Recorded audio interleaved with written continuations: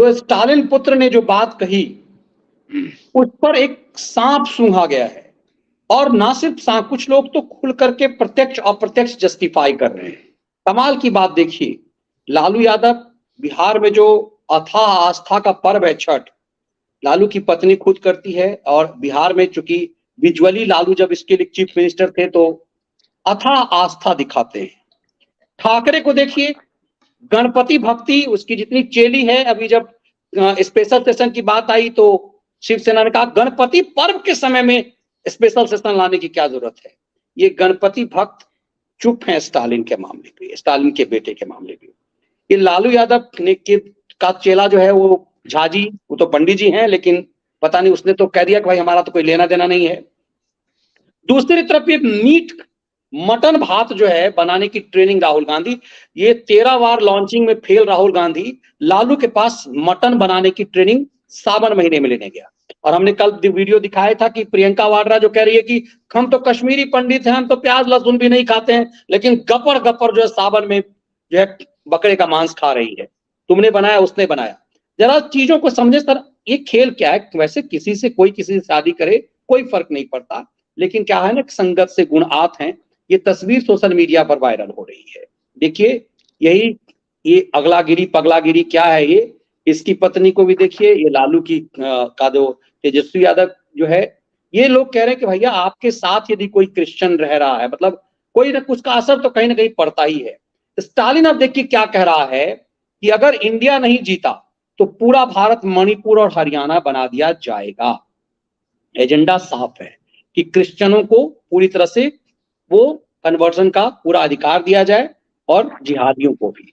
अब ये देखिए कि स्टालिन के बाद प्रियंक खड़गे, जो कपिल मिश्रा ने ट्वीट किया है, और डी राजा, मतलब ये खड़गे का बेटा है जिसको आप काठ का घोड़ा कहते हैं, इसने भी उसे जस्टिफाई किया।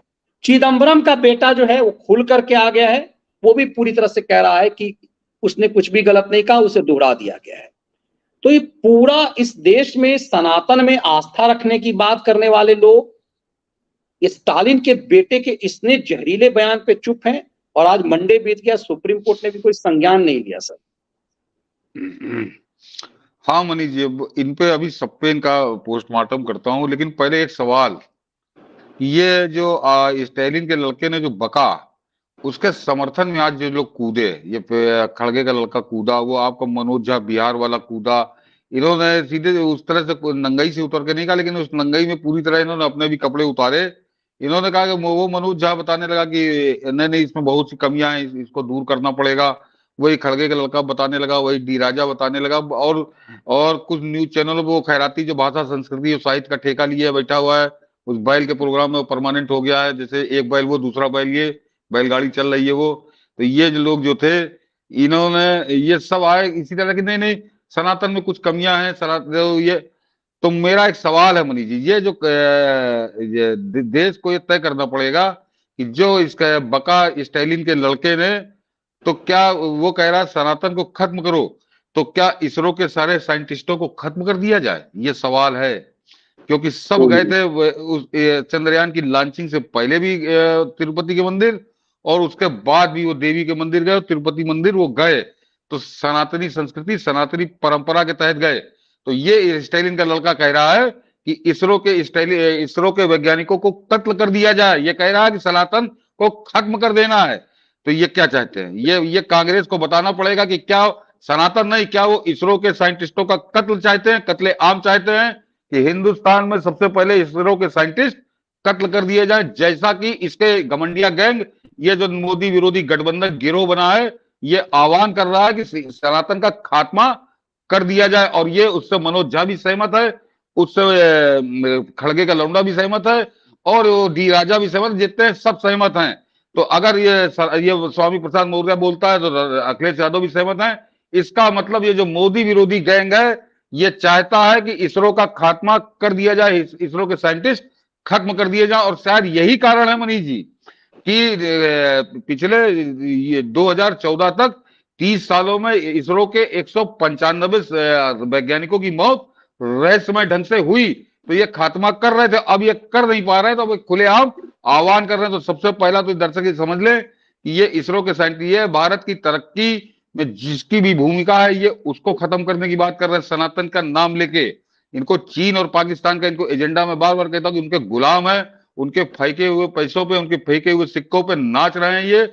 और इसीलिए इन्होंने सनातन, जब सनातन का खात्मा, यानी सबसे पहले तो इसरो के साइंटिस्टों को ही निपटाएंगे ये, क्योंकि वो तो चंद्रयान लॉन्च होने से पहले भी तिरुपति गए थे, और चंद्रयान जब सफल हो गया तो उसके बाद तिरुपति भी गए, और कई देवियों के मंदिर भी गए जो दक्षिण में थे। तो ये सनातन संस्कृति तो है वो। तो ये इनके ये इनकी मंशा, दर्शक समझे कि ये क्या चाहते हैं, इनके देश और समाज, इनके हित में क्या है। और इसका जवाब तो खैराती तो नहीं पूछेंगे, लेकिन आप लोग जाके जरूर पूछिए कांग्रेसियों से और जितने ये गैंग है कि सनातन के नाम पे क्या तुम इसरो के वैज्ञानिकों का कत्ल करना चाहता है उदयगिरी, ये इसका जवाब मांगिए। और दूसरा, मनीष जी, ये मनोज झा पता नहीं ये पढ़ाता है दिल्ली के किसी कॉलेज में, अगर कोई स्टूडेंट सुन रहा, जेएनयू पढ़ाता है, जैसा डीयू में है, डी कहीं भी हो ये, अगर कोई हाँ, अभी शायद अभी डीयू का प्रोफेसर है, राइट। हाँ, डीयू में है। तो अगर कोई स्टूडेंट इसका सुन रहा हो या डीयू का कोई छात्र सुन रहा हो, तो जरा इसके कमरे में घुस के पूछिएगा जरूर कि इसकी पैमाना क्या है। ये टीचर है कि ये सत्यानाश कर रहा है शिक्षा का। मनीष जी ये कह रहा है कि वहां पे चयन करना पड़ेगा, सुधार करना पड़ेगा, और ये लालू यादव को अपना नेता मानता है, कि लालू यादव का गुणगान करता है, उसकी चमचागिरी में रिकॉर्ड तोड़ चमचागिरी भक्ता ही करता है। और ये उस सनातन पे उंगली उठा रहा है जिस सनातन के लिए स्वामी विवेकानंद ने अमेरिका में क्या कहा था, मनीष जी।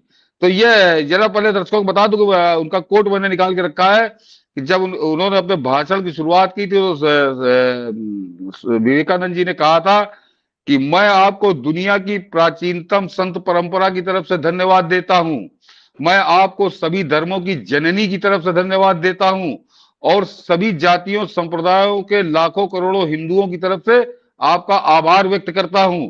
तो इसमें कौन सा सुधार ये करना चाहता है मनोज झा?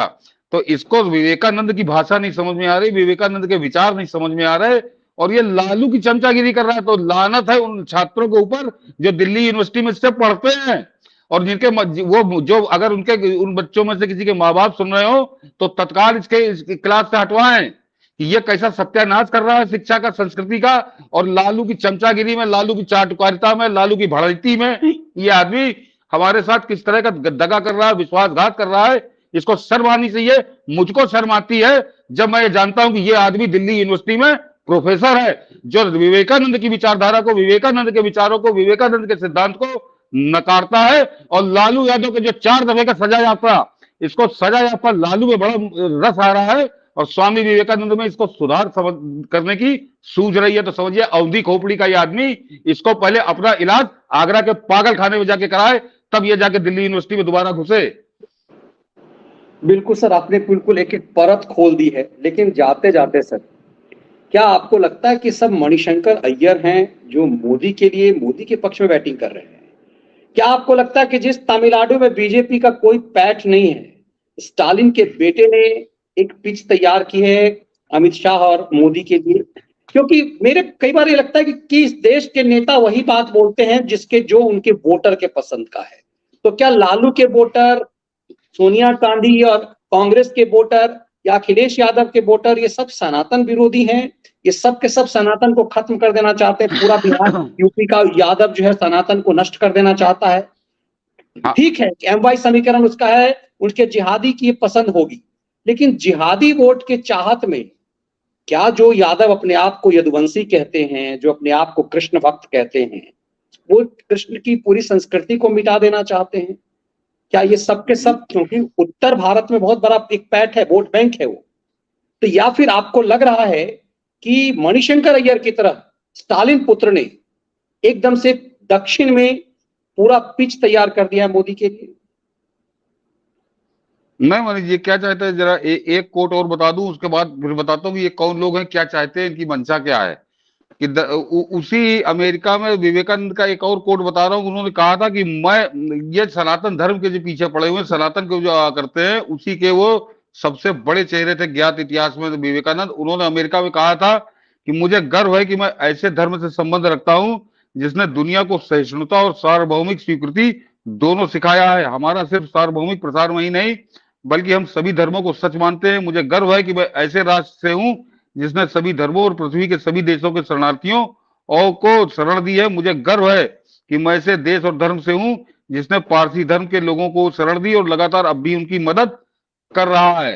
तो ये विवेकानंद के ये विचार और इनका विरोध कौन कर रहा है मनीष जी? ये तो जो विवेकानंद कह गए इसमें तो कुछ कामा फुल स्टॉप भी चेंज नहीं हो सकता। मूर्ख जरूर इस तरह की उलूल जुलूल बातें करें कि जरा दर्शक समझे कि एक तरफ विवेकानंद है, दूसरी तरफ कौन है, जरा इससे समझ लीजिए तो मनीष जी की बात का जवाब मिल जाएगा।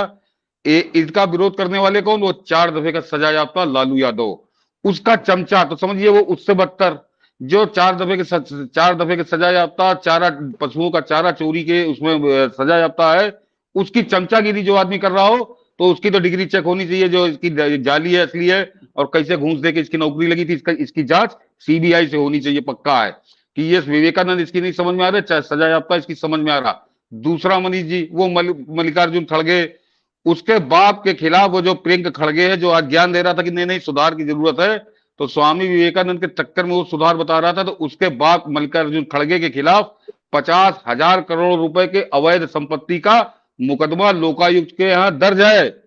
उसके खिलाफ बाकायदे सबूतों के साथ वो दर्ज है। तो कर्नाटक के लोकायुक्त के यहाँ नेतागिरी में दलित चेहरा बता के बेचता है अपने आप को। तो ये 50,000 करोड़ अवैध संपत्ति उसमें जो नामजद है, वो आदमी कह रहा कि विवेकानंद उसकी नहीं समझ में आ रहा।